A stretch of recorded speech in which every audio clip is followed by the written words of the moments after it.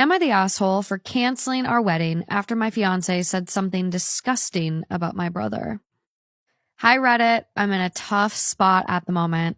My fiancé, let's call her Karen, 32 female, and me, 31 male, we're about to get married in a bit more than 6 months. Everything started to go bad when we started to talk about the guest list. Karen had been saying for a while that she didn't want my little brother, Chad, 26 male, at our wedding for a while, but she wouldn't give me a real explanation. I've told her many times my brother's presence was absolutely non-negotiable, though. For some background, Chad and me have always been super close. Our parents weren't abusive or anything, but they weren't really that serious as parents. They would often drop us off at grandma's to go party, and as soon as I was old enough to take care of both of us, they just left the house for me and bro to handle. This is a trash way to treat your kids, but at least it allowed us to bond super, super, super close. I'm not exaggerating when I say he is my favorite person in the whole world. I would take a bullet for him. And I think the only people who could brag about being as loved as I love him are my future kids. So yeah, my baby brother's presence at my wedding is not something I'm willing to sacrifice at all. Now, a few days ago, the topic of the guests came back on the table, and Karen said one more time that she doesn't want Chad there.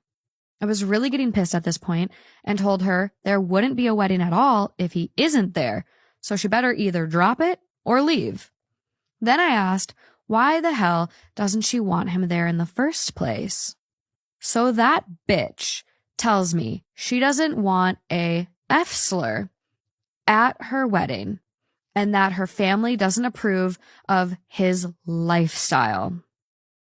I was like, did she really just say that? I knew she wasn't exactly the progressive type, but it never got that far.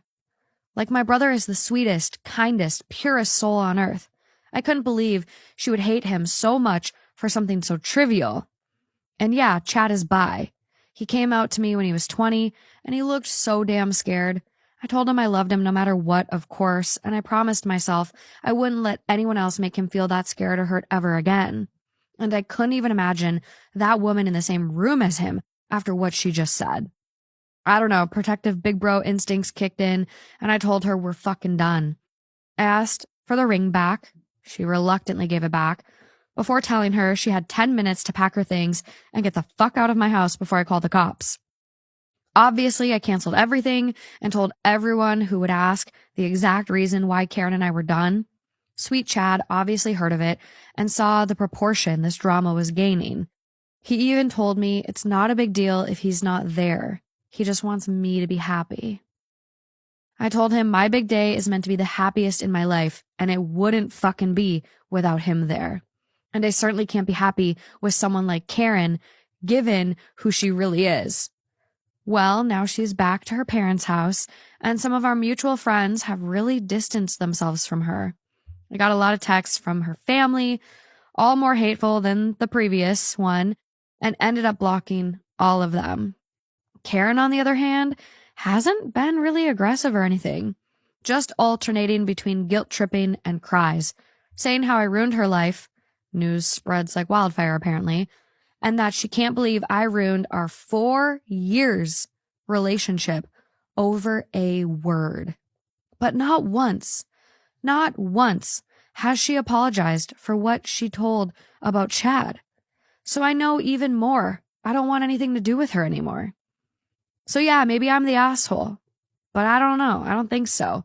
And honestly, I think she deserves every part of the backlash she's getting. She has to face the consequences of her hatred.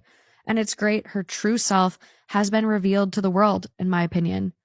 Who even says that in Seattle anyways? LOL. Well, you are definitely not the asshole.